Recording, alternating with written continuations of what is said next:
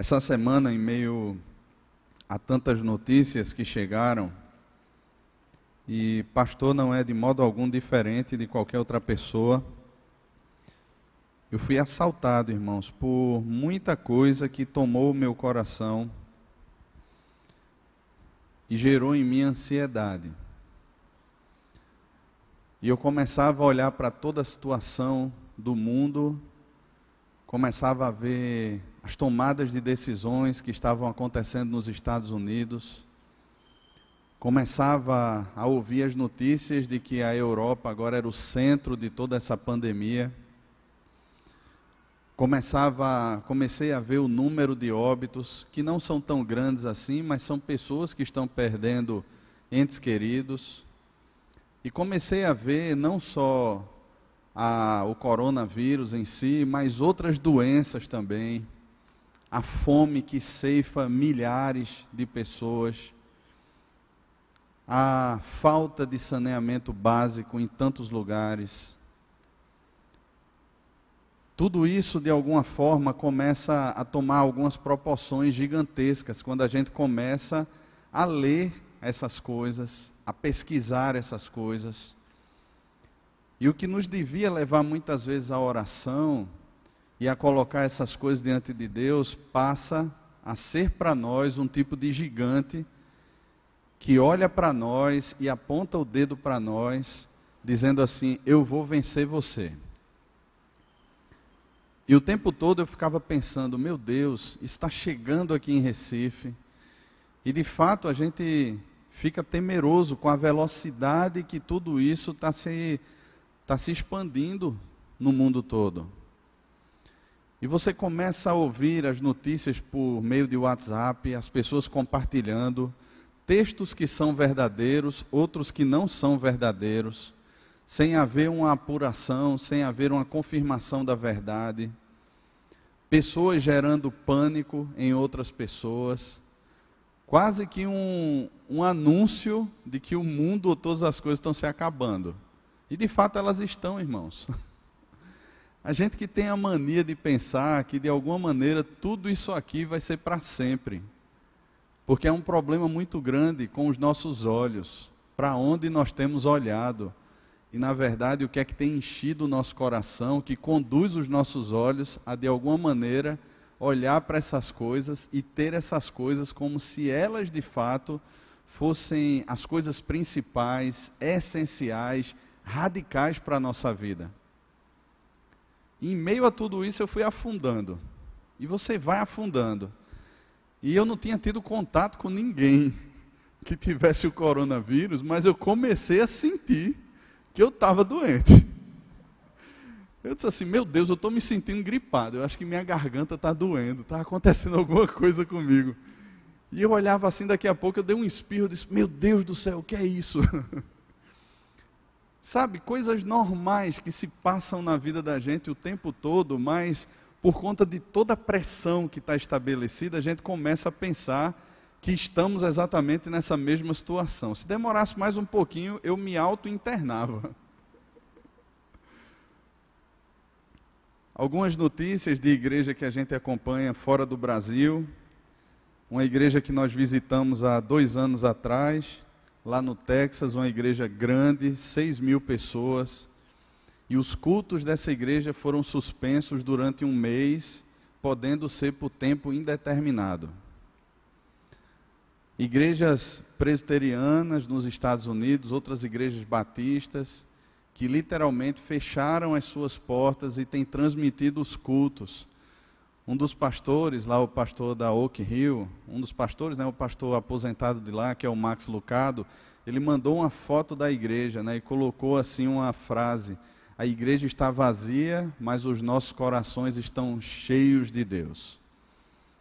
E eu achei muito jóia isso que ele colocou.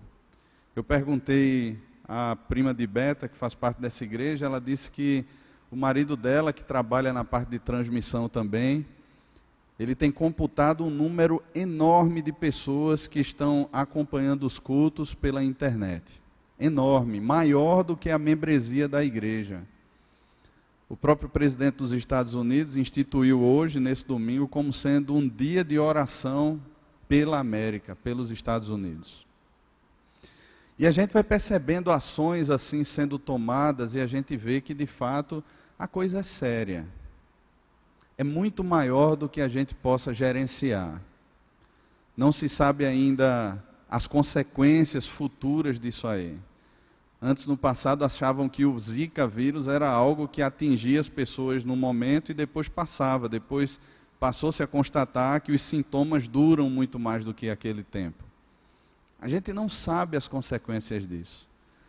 E sabe, irmãos, o coração da gente, se a gente ficar, de alguma maneira, olhando para essas coisas e dando a essas coisas um valor muito maior do que de fato elas têm, o coração da gente se perde. E a gente vai afundando, afundando, e não demora muito para o pânico tomar conta do coração, para doenças, para patologias assumirem de alguma forma o controle do nosso coração. São notícias que não são fáceis. Elas sempre aconteceram, ao longo da história elas aconteceram. Fenômenos assim talvez assustem mais a gente por causa de todo o acesso à informação que nós temos e pela velocidade com que as informações, boas ou mais, elas são compartilhadas. E talvez tudo isso devesse gerar no nosso coração, ou devesse fazer soar no nosso coração um alarme. Eu lembro que, há algum tempo atrás, ouvindo uma pregação do pastor Ricardo Barbosa, ele falava sobre os crentes na época em que ele era jovem. E ele dizia que quando saía de casa para alguma coisa, e dava 10 horas e não voltava para casa, ele encontrava a mãe dele de joelhos quando ele chegava em casa. Ela estava orando. E ela dizia assim: meu filho, eu não sei onde você andou, por onde você andou, eu não sei o que você estava fazendo, mas eu estava aflita e dobrei os meus joelhos para orar a Deus. Hoje, quando o filho demora a chegar, muitos pais têm um localizador no celular, e aí localizam onde o filho está. Hoje, a gente liga para alguém, manda uma mensagem para alguém, e aí a gente acha as pessoas. A tecnologia é muito boa por um lado, mas por outro lado gera no nosso coração uma acomodação terrível e diabólica, irmãos. Porque para que orar se eu posso localizar o meu filho? Para que orar se eu posso saber onde meu marido, onde a minha esposa, onde um amigo que marcou e não chegou ainda se encontra? É só mandar uma mensagem, é só fazer uma ligação. Para que orar? E parece que a gente vai migrando de uma dependência de Deus para uma dependência da tecnologia. Eu lembro que em algumas crises que se deu no WhatsApp, no passado, ou em Facebook, ou Instagram, e aí as pessoas ficaram desconectadas por algumas horas, parece que o pânico se instalou. E as pessoas diziam assim: olha, eu estou tentando mandar mensagem e não consigo, eu estou tentando acessar para postar uma foto e não consigo, eu estou tentando postar algum texto e não consigo. E foi se criando um pânico em torno disso. Como seria viver um dia sem as redes sociais? E eu penso que o coração se torna tão dependente dessas coisas, irmãos, e a gente vai se tornando refém delas. O coração vai se tornando refém e dependente das notícias, refém e dependente daquilo que um governo, daquilo que alguém pode dizer. E isso traz algo muito triste, uma constatação muito triste para cada um de nós. Revela a nossa falta de dependência de Deus. E aí, irmãos, a grande pergunta é: o que de fato tem alimentado o nosso coração? Quem tem alimentado o nosso coração? Abra sua Bíblia na carta aos Filipenses, no capítulo 4, 2 versículos, eu já preguei sobre esse texto aqui há algum tempo atrás, versículo 8 e o versículo 9, texto bem conhecido dos irmãos. Filipenses capítulo 4, versículo 8 e o versículo 9. Em meio a tudo isso que acontecia essa semana, mais ou menos na quinta-feira, eu estava no carro E aí tem um grupo que eu gosto muito chamado Comunidade da Vila. E o primeiro disco deles, né, tá lá no Spotify, acho que você pode encontrar também em outros lugares. Tem uma música lá chamada Canção aos Filipenses. Eu ainda perguntei se Claudinho conhecia essa música, ele disse: conheço não. Mandei mensagem para Esdras também: Esdras, tu conhece essa música? Seria tão jóia a gente cantar? Aí ele disse: não, conheço não. Eu disse assim: rapaz, arriscar cantar eu não canto não, mas eu acho que Beto canta. Irmãos, a música é literalmente esses 2 versículos. E quando eu estava no carro essa semana e comecei a ouvir essa música, né, eu disse: meu Deus, tem um trechinho da música que ele diz assim: antes de tudo lembramos, diante de Deus nossas vidas estão. E Deus começou a lembrar ali ao meu coração sobre esse texto que Paulo escreveu há tanto tempo atrás, e que traz verdades tão profundas, irmãos, ao nosso coração. Filipenses 4, versículo 8 e o versículo 9 nos diz assim a palavra do Senhor: finalmente, irmãos, tudo o que é verdadeiro, tudo o que é respeitável, tudo o que é justo, tudo o que é puro, tudo o que é amável, tudo o que é de boa fama, se alguma virtude há e se algum louvor existe, seja isso o que ocupe o vosso pensamento. O que também aprendestes e recebestes e ouvistes e vistes em mim, isso praticai, e o Deus da paz será convosco. Amém. Quando a gente olha a carta que Paulo escreveu aos Filipenses, e ela foi escrita por volta do ano 61 a 63 depois de Cristo, ela não foi escrita num contexto muito fácil.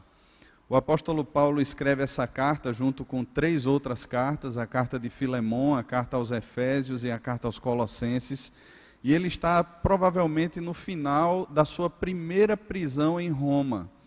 Essa não foi aquela prisão que Paulo escreve, por exemplo, a 2ª carta a Timóteo. Essa era uma prisão domiciliar, e Paulo, enquanto está preso lá, acorrentado à guarda pretoriana, e ele fala sobre os da casa de César, que saúdam a igreja, ele está falando ali sobre essa situação. Não era uma situação fácil, irmãos, por ser uma prisão domiciliar. Você está privado da liberdade, você está privado do contato com as pessoas que você quer ter contato, você está privado daquilo que era tão forte no coração de Paulo, que era a plantação de igrejas, a pregação do evangelho. Não é fácil.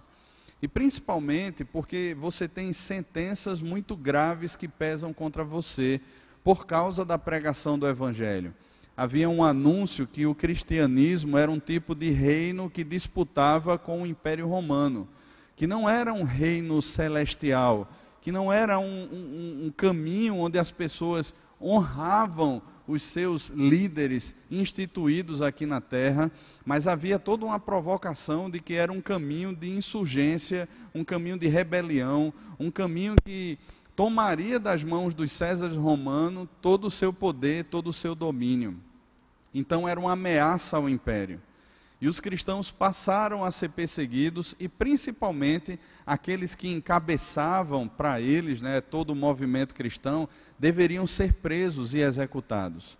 Quando Paulo então escreve essa carta, ele escreve essa carta para uma igreja que estava na cidade de Filipe, e já foi um milagre a ida de Paulo para lá. Paulo tinha a intenção de pregar o evangelho em outras regiões da Ásia, mas ele é impedido por 2 vezes pelo Espírito Santo, e numa noite, uma visão de um varão macedônio aparece para Paulo e diz: passa a Macedônia e ajuda-nos. Paulo sai dali daquela região de Troade, onde ele está, e chega até a cidade de Filipos. E na cidade de Filipos, ele encontra então aquelas mulheres que estavam num determinado local, e Paulo se aproxima delas e prega o evangelho. Uma mulher chamada Lídia se converte, e essa igreja nasce na casa de Lídia. Eles começam então esse movimento de pregação nessa cidade, que era uma cidade majoritariamente romana. Os cidadãos romanos moravam lá. Alguns historiadores chegam a dizer que a cidade de Filipos era uma cópia minimizada de Roma. os costumes, as práticas, a própria arquitetura da cidade parecia muito com a cidade de Roma em alguns aspectos. Então havia uma cultura romana muito forte, havia um paganismo muito forte, havia uma cultura de permissividade muito forte e também de adoração ao imperador naquela cidade. E é exatamente lá que essa igreja nasce, essa igreja é plantada e essa igreja começa a crescer. Quando a gente observa essa carta que Paulo escreve, a gente percebe aqui muitas ações de graça de Paulo ao escrever essa carta. Pelo menos 16 vezes a palavra alegria, ou contentamento, ou satisfação aparece aqui nessa carta. Paulo, ele não traz reprimendas a essa igreja, mas ele traz exortações, e algumas exortações aparentemente simples, como por exemplo, aqui no final, ele dirige a duas irmãs chamadas Evódia e Sintique, que pensem concordemente no Senhor. De repente havia ali algum tipo de disputa ou discordância, ou cada uma delas tentava de alguma maneira colocar não aquilo que Cristo quer que seja colocado, mas algo que seja do coração. Talvez algo que até desse certo, mas que não fosse o certo, não fosse aquilo que refletisse a vontade de Deus. Paulo trata sobre a unidade da igreja, mas acima de tudo, Paulo trata sobre um sentimento que deve ser nutrido no coração, que é o mesmo sentimento que houve também em Cristo. Então, o conteúdo dessa carta, irmãos, exalta a pessoa de Deus, exalta a pessoa de Cristo, e baixa ou rebaixa completamente qualquer estrutura do coração do homem. Por exemplo, no capítulo 3, o apóstolo Paulo ele trata sobre uma questão que havia naquela cidade, naquela região, como em outras também, de alguns mestres judaizantes se inserirem nas próprias igrejas e de alguma maneira descredenciarem o evangelho que havia sido anunciado àquelas igrejas. Eles de alguma forma tentavam cooptar pessoas para um caminho onde eles crescem em Jesus, mas ao mesmo tempo buscassem um tipo de justificação pelas obras da lei ou pela força do braço. E Paulo então, ele diz, depois de mostrar toda a sua bagagem, todo o seu background, ele diz assim, olha, mas o que para mim era lucro, o que para mim poderia gerar algum tipo de projeção, exaltar o meu nome, eu considerei como perda por causa de Cristo. Então a gente percebe no coração de Paulo, de forma muito clara, essa exaltação à pessoa de Cristo. A obra de Cristo, a justificação pela fé, a tudo aquilo que Cristo fez na cruz e que alcançou o coração de Paulo, como também o coração daqueles irmãos.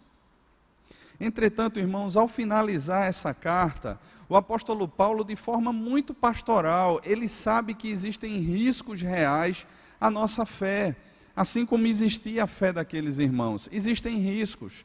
E um desses riscos, e talvez seja o mais grave, não seja, e aqui pensando, não seja de repente aí uma perseguição armada contra nós, mas seja o que está por trás ou dentro do nosso coração, que nos faz permanecer ou não em tempos de perseguição.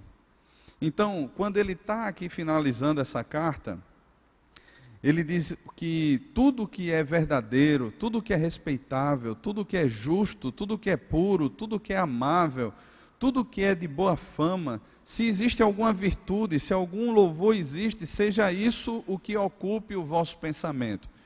E de repente aqui na história da igreja, alguns comentaristas se levantaram para dizer que o que Paulo está falando aqui é impondo à igreja um material extra-bíblico que fazia parte de algumas tradições religiosas da época e que diz respeito apenas a práticas de bons costumes. É como se hoje nós tivéssemos um coach, alguém que chegasse para nós e dissesse assim, olha, 7 passos para limpar a sua mente de tudo que é ruim. E começasse a dizer e a mencionar alguns valores para nós, que se cultivados na mente, pudessem gerar em nós bons pensamentos. Então, veja só as palavras que Paulo usa, aquilo que é verdadeiro, ou seja, algo que foi comprovado e que é verdade. Aquilo que é respeitável, aquilo que é justo, aquilo que é puro, aquilo que é amável, aquilo que de alguma forma agrada, olha, aquilo que tem uma boa fama, ou seja, não mancha o procedimento de alguém, os bons costumes, então seja isso que ocupe o pensamento de vocês. E muitos desses homens, esses comentaristas ao longo da história, eles pegaram isso aí e fizeram uma aplicação apenas de bons costumes, como se essas práticas pudessem então gerar um comportamento saudável. Mas não é isso que o apóstolo Paulo está falando. Nós sabemos que tudo o que é verdadeiro, respeitável, essas qualidades, essas virtudes que Paulo elenca aqui, e que não são apenas essas, poderiam existir outras virtudes aqui, ele não está propondo uma lista exaustiva delas. O que de fato flui, o que de fato embasa todas essas qualidades aqui, é a palavra de Deus, irmãos. Hoje pela manhã o pastor Sávio pregou sobre a necessidade da oração, a vida de oração. E o outro lado dessa moeda é de fato a leitura da palavra de Deus. É a vida com Deus por meio da palavra. É por isso que ele coloca aqui no final, seja isso que ocupe o vosso pensamento. É literalmente algo que não deixa mais espaço ou não deixa mais brechas. A gente vê, no passado, ocupações acontecendo. De repente um prédio desabitado, de repente terras desabitadas, muita gente vai lá e ocupa aquilo ali. Muita gente vai lá, invade, toma aquilo ali e passa a demarcar os territórios. Eu estava vendo um programa essa semana que contava a história da colonização dos Estados Unidos e falava exatamente disso. As pessoas iam adentrando as terras e iam ocupando as terras, demarcando os territórios e colocando ali a sua posse, colocando ali os seus limites, marcando o seu território. E o que acontece aqui é que existe um território chamado o nosso pensamento, a nossa mente, o nosso coração, que precisa ser ocupado de alguma forma, irmãos. O que Paulo está dizendo aqui é algo muito simples. Se você não ocupa o seu pensamento com aquilo que é justo, aquilo que é amável, aquilo que é puro, de alguma maneira o seu pensamento vai ser ocupado por outra coisa. A gente poderia aqui usar aquela famosa frase de João Calvino, quando ele diz que o coração do homem é uma fábrica de ídolos. E o ídolo é exatamente isso. Ele é alguém que nós reputamos algum valor, que passa então a ocupar o nosso pensamento e a ditar para a nossa vida o que de fato é essencial, o que de fato vale a pena investir o tempo, as forças, o suor, dedicar ali a própria vida como uma entrega, como uma adoração, como dedicação àquele ídolo. E a gente passa a cultuar e a viver a vida em prol disso. Quando Jesus ele trata disso no Sermão do Monte, Jesus fala sobre o tesouro que toma conta do coração. Onde o seu tesouro está, ali estará também o seu coração. E a conta é muito simples, irmãos, porque aquilo que reputamos como sendo um tesouro no nosso coração, ele passa a ocupar o nosso coração e, consequentemente, ele passa a mover a nossa agenda. E veja, por exemplo, como é que isso acontece. Existe nos nossos dias uma idolatria dos filhos. Eu gosto muito daquilo que Kevin DeYoung fala no livro dele Ocupado Demais, ou é Super Ocupado, sobre esse puerigarquismo, essa idolatria que os pais têm pelos filhos nos nossos dias. Não existe mais uma autoridade do pai e da mãe, mas existe uma autoridade dos filhos dentro de casa. Os pais são submissos aos seus filhos e vivem a vida, na maior parte das vezes, imprimindo no coração dos filhos a imagem deles, dos próprios pais, e não buscando imprimir aquilo que é a imagem de Deus no coração dos filhos. Não é por meio da palavra, mas é como resultado das minhas frustrações, resultado dos meus sonhos, resultado dos meus anseios, que eu começo de alguma forma a criar os meus filhos, para que de repente lá na frente eu me sinta realizado, porque eu obtive sucesso, porque eu conquistei aquilo que eu queria conquistar. E isso é um tipo de idolatria, irmãos. E se torna uma idolatria na prática, e ela é confirmada na prática, porque nós demonstramos de forma muito clara, por meio das nossas ações, da nossa agenda, das nossas decisões, das nossas falas, aquilo que de alguma forma ocupa o nosso coração. tem ocupado o nosso pensamento. Nesses dias de crise, o que é que se reflete? Se reflete um temor exacerbado, um pânico desmedido, uma correria desenfreada, porque, de certa forma, irmãos, não que as notícias, o saber das coisas, ou ter conhecimento das coisas tenham mal em si, mas é porque de alguma forma o nosso coração está tão aberto, o nosso coração está sem ninguém ocupando no momento, que essas coisas passam a ocupar o nosso coração e a gerenciar a nossa vida, as nossas emoções, os nossos sentimentos e as nossas volições também. A gente passa a ser refém de tudo isso, porque de alguma maneira tudo isso está ocupando o nosso coração. Irmãos, é importante que saibamos a situação, é importante que tomemos cuidado, mas outra coisa é quando tudo isso passa a ocupar o nosso coração e gerenciar a nossa vida, de modo que se torna um ídolo para nós. E a gente passa, ainda que não confessemos isso, a adorar o coronavírus, ou a adorar qualquer coisa que seja. Pessoas que perdem completamente o senso daquilo que é certo, por causa de uma série de outras coisas, irmãos. Nós vemos pessoas que tomam ideologias, seja ela de um lado ou de outro, ou tomam pessoas e assumem essas pessoas como uma espécie de Deus. E vivem em função disso, com o coração tomado e dominado por isso, crendo que de alguma forma esse ídolo é verdadeiro. É verdade e não é. Essas coisas passam, irmãos, a ocupar o pensamento e a gerenciar as nossas emoções e as nossas ações. Versículo 9, o apóstolo Paulo vai dizer, o que também, veja só, ele faz uma ligação com o versículo 8 aí, o que também aprendestes e recebestes e ouvistes e vistes em mim, isso praticai. O que o apóstolo Paulo está dizendo aqui é que, enquanto ele esteve na igreja de Filipos com aqueles irmãos, ele não esteve ali pregando as opiniões dele, ele não esteve ali pregando a visão de mundo dele, até porque ele decide nada saber a não ser Cristo. É esse o conteúdo da pregação de Paulo, quando, por exemplo, ele escreve a primeira carta aos Coríntios, no início do capítulo 2, ele fala exatamente sobre isso. Ele diz assim, olha, foi em fraqueza, tremor e grande temor que eu estive entre vós. A minha palavra, a minha pregação não consistiram em linguagem persuasiva de sabedoria humana, mas em demonstração do Espírito e de poder. E a razão é essa, para que a vossa fé não se apoiasse em conhecimento, em sabedoria humana, mas no poder de Deus.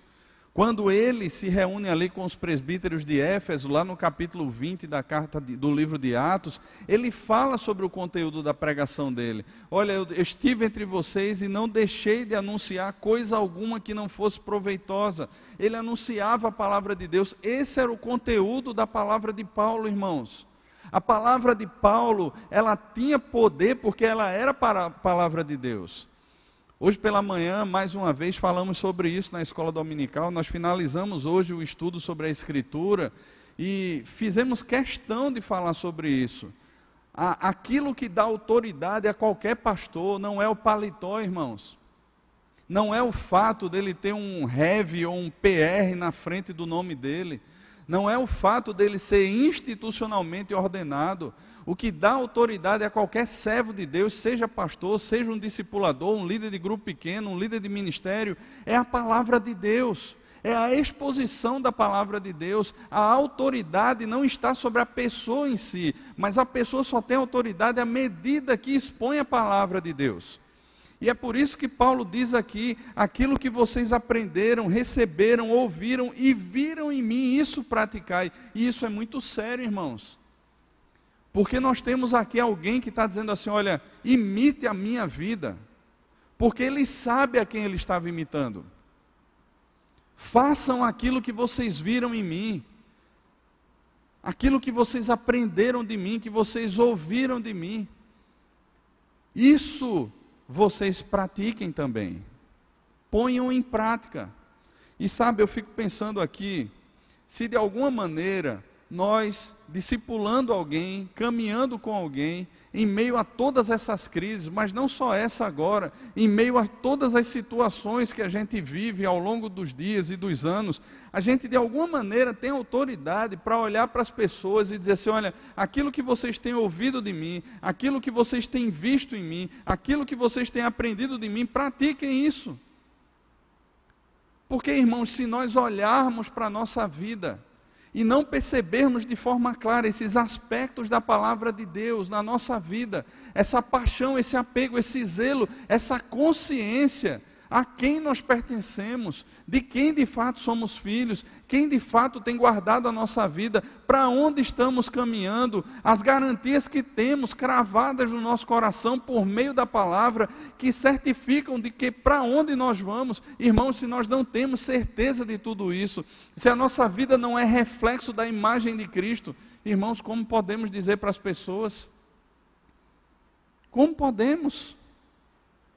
Porque não são simplesmente práticas de bons costumes que dão autoridade a mim e a você. Não é o fato da gente ser legal.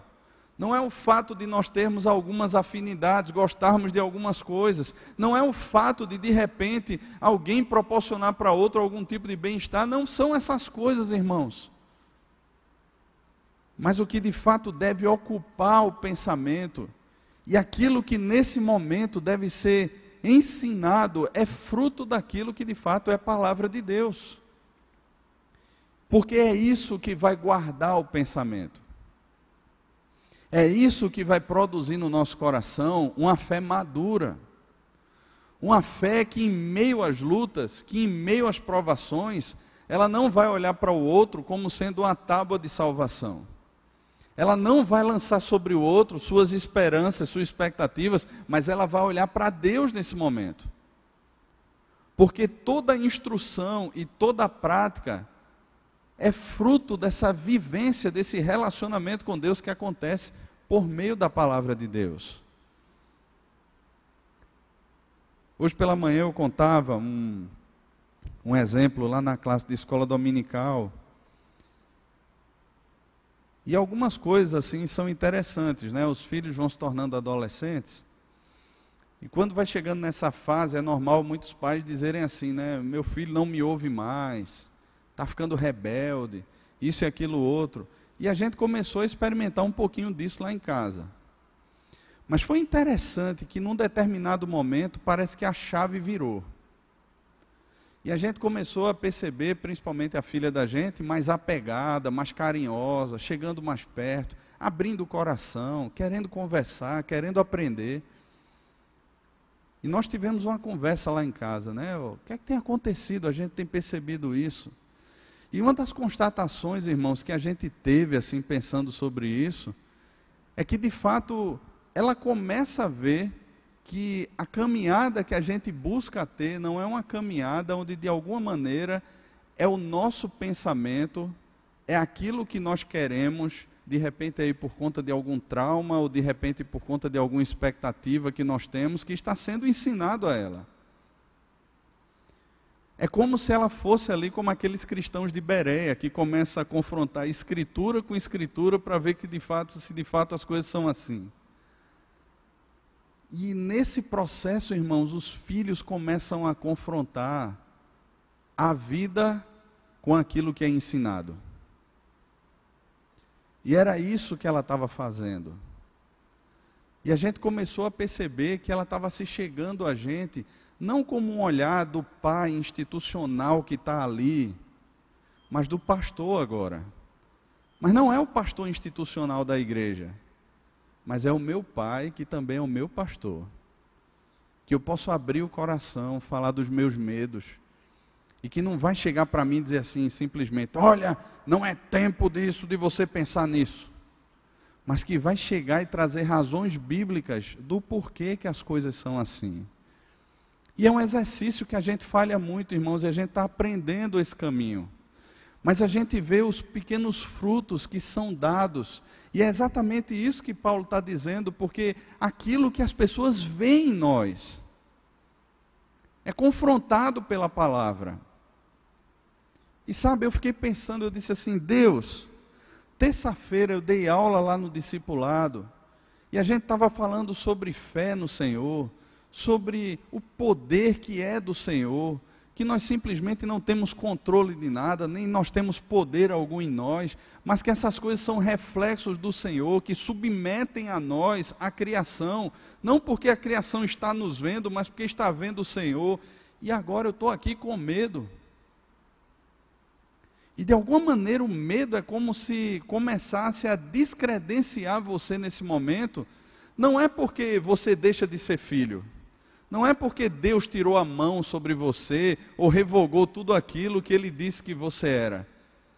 Mas é porque o medo começa a revelar para o nosso próprio coração que uma outra pessoa ou uma outra coisa tem ocupado o pensamento. E a gente precisa mais uma vez voltar para o caminho certo. E a gente encontra nesse momento em Cristo todo o refúgio e fortaleza e todo o pastoreio necessário para cuidar de nós. E sabe, irmãos, é o melhor lugar que a gente pode estar. E ao mesmo tempo é o lugar que a gente mais insiste em não ficar. Não que a gente viva fora da presença de Deus. Não que a gente fuja da presença de Deus. Mas existe algo especial, irmãos, quando a gente busca a Deus por meio da palavra, por meio da oração, disso que parece ser tão batido, tão falado, e é tão difícil ao mesmo tempo para nós. Não é simplesmente um momento onde você senta e bate um cartão ali, institucional, dizendo assim, olha, eu cumpri a minha devocional hoje.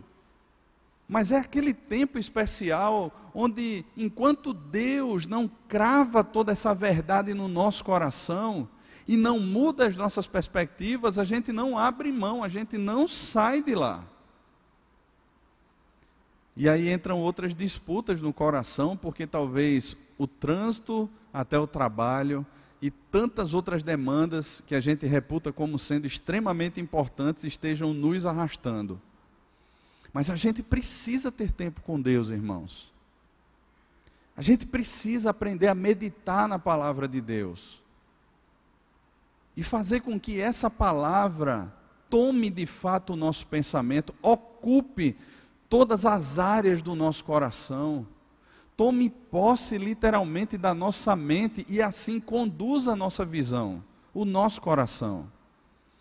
Porque, irmãos, quando nos sentimos imersos nesse universo que é verdadeiro, que a palavra de Deus nos convida a entrar e a viver, irmãos, a gente passa por meio das adversidades, mas assim como Paulo estava preso, a gente passa por meio delas, olhando para a vida e olhando para as pessoas, dizendo assim, alegrai-vos sempre no Senhor. A gente passa por meio dos perrengues, das adversidades, olhando para Deus, e declarando para o coração, e declarando para as pessoas, Jesus está no controle de todas as coisas. Não se torna apenas, irmãos, um momento de culto, mas se torna uma prática de vida, porque a palavra tem ocupado o nosso pensamento. E nos ensina a discernir a realidade que está ao nosso redor. Não mais pelos olhos do nosso coração carnal, mas pelos olhos da palavra, com as lentes da palavra a gente passa a interpretar.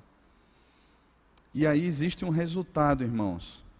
Quando o apóstolo Paulo, ele trata aqui sobre ansiedade, por exemplo, se você voltar os olhos para o versículo 6 e para o versículo 7, ele diz o seguinte, não andeis ansiosos de coisa alguma, em tudo, porém, sejam conhecidas diante de Deus as vossas petições pela oração e pela súplica, com ações de graças, e a paz de Deus, que excede todo o entendimento, guardará o vosso coração e a vossa mente em Cristo Jesus.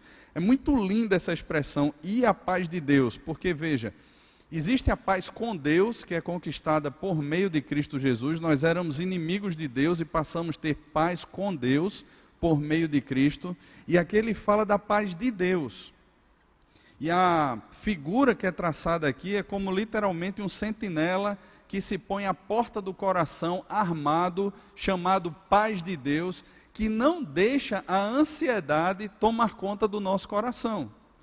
É literalmente como essa paz de Deus, literalmente como se fosse um sentinela armado, posto lá na porta do coração, e dizendo assim, ansiedade aqui não. Isso foi tratado, foi entregue a Deus, com ações de graças, por meio da oração e da súplica. Aqui você não entra.